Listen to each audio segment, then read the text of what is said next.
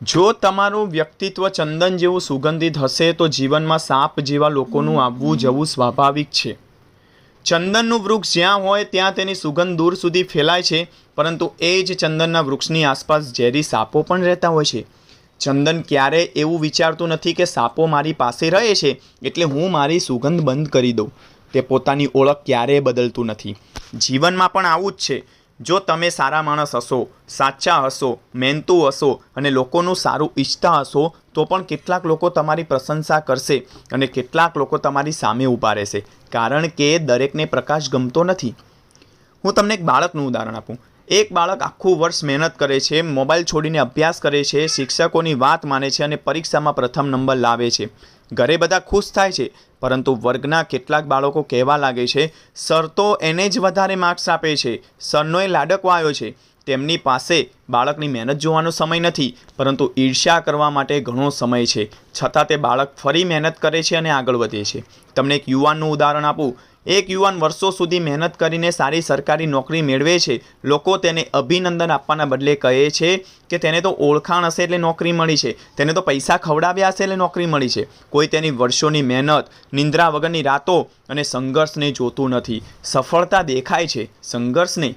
તમને એક ધંધાનું ઉદાહરણ આપું તો એક વેપારી શરૂઆતમાં ખૂબ મુશ્કેલીઓ ભોગવે છે, નુકસાન સહન કરે છે, દેવું કરે છે અને પછી ધીમે ધીમે ધંધો ઊભો કરે છે। જ્યારે ગ્રાહકો વધવા લાગે છે ત્યારે બીજા વેપારીઓ તેની સામે ખોટી વાતો ફેલાવવાનું શરૂ કરે છે, કારણ કે સફળતા જેટલી મોટી થાય વિરોધ પણ એટલો મોટો થાય। તમને એક નોકરીનું ઉદાહરણ આપું।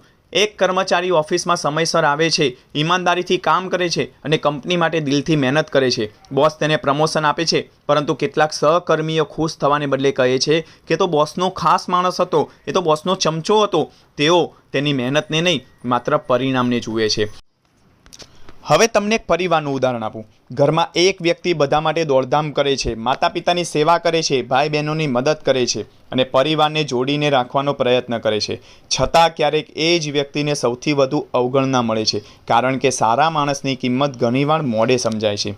તમને સોશિયલ મીડિયાનું ઉદાહરણ આપું। એક ક્રિએટર રોજ મહેનત કરીને સારા વિડીયો બનાવે છે, લાખો લોકો તેને પસંદ કરે છે, પરંતુ થોડા લોકો માત્ર ટીકા કરવા માટે આવે છે। જો તે દરેક નકારાત્મક કોમેન્ટનો જવાબ આપવા બેસી જાય તો તે નવા વિડીયો બનાવી જ ન શકે।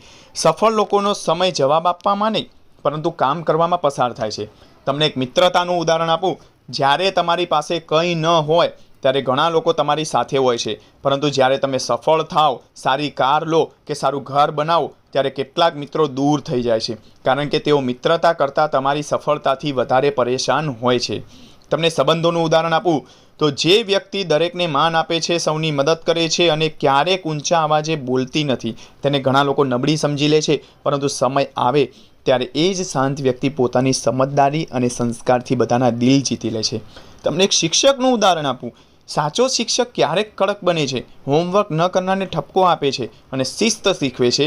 તે સમયે બાળકોને તે ગમતો નથી, પરંતુ વર્ષો પછી એ જ વિદ્યાર્થીઓ કહે છે કે અમારા જીવનમાં સૌથી મોટો ફાળો શિક્ષકનો હતો।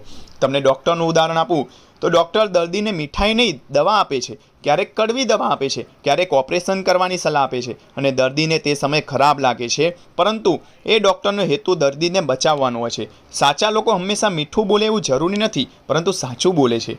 તમને ખેડૂતનું ઉદાહરણ આપું તો ખેડૂત મહિનાઓ સુધી તડકો, વરસાદ અને ઠંડીમાં મહેનત કરે છે। લોકો પાક તૈયાર થાય પછી તેની પ્રશંસા કરે છે, પરંતુ કોઈએ તેની મહેનત, પરસેવો અને ધીરજ જોઈ નથી। જીવનમાં ફળ હંમેશા મહેનત પછી જ મળે છે। ધાર્મિક જીવનનું તમને ઉદાહરણ આપું। જે વ્યક્તિ ભગવાનમાં વિશ્વાસ રાખે છે અને સારા માર્ગે ચાલે છે, તેના જીવનમાં પણ મુશ્કેલીઓ આવે છે, પરંતુ તે મુશ્કેલીઓ તેને તોડવા માટે નહીં, વધુ મજબૂત બનાવવા માટે આવે છે। સોનાને પણ ચમકાવવા માટે આગમાંથી જ પસાર થવું પડે છે। તમને સફળ માણસનું ઉદાહરણ આપું। જેમ જેમ તમે ઊંચા જશો તેમ તેમ તમારા વિરોધીઓ પણ વધશે, કારણ કે લોકો જમીન પર ચાલતા માણસને ઓછું જુએ છે, પરંતુ ઊંચે ઉડતા માણસને વધારે જુએ છે। એટલે સફળતાની સાથે ટીકા પણ મફતમાં મળે છે।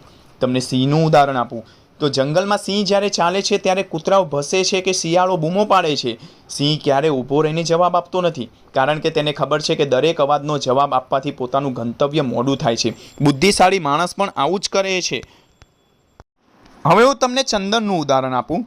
ચંદન પોતાની સુગંધ ક્યારેય છોડતું નથી. તેની આસપાસ ઝેરી સાપો રહે, લોકો તેની ડાળીઓ કાપે છે કે તોફાન આવે છે, છતાં તે સુગંધ આપવાનું બંધ કરતું નથી. એ જ રીતે દુનિયામાં કેટલાક પણ નકારાત્મક લોકો મળે, તમારું ચારિત્ર્ય, તમારા સંસ્કાર અને તમારી સચ્ચાઈ ક્યારેય છોડશો નહીં. સૂર્ય ક્યારેય અંધકારથી ડરતો નથી, ચંદન ક્યારેય સાપોથી પોતાની સુગંધ ગુમાવતું નથી, અને સાચો માણસ લોકોની ઈર્ષ્યાથી પોતાનો રસ્તો બદલતો નથી. માટે મિત્રો યાદ રાખજો, દુનિયા તમારી ટીકા કરી શકે છે, પરંતુ તમારું ચારિત્ર્ય માત્ર તમારા કર્મો જ નક્કી કરે છે.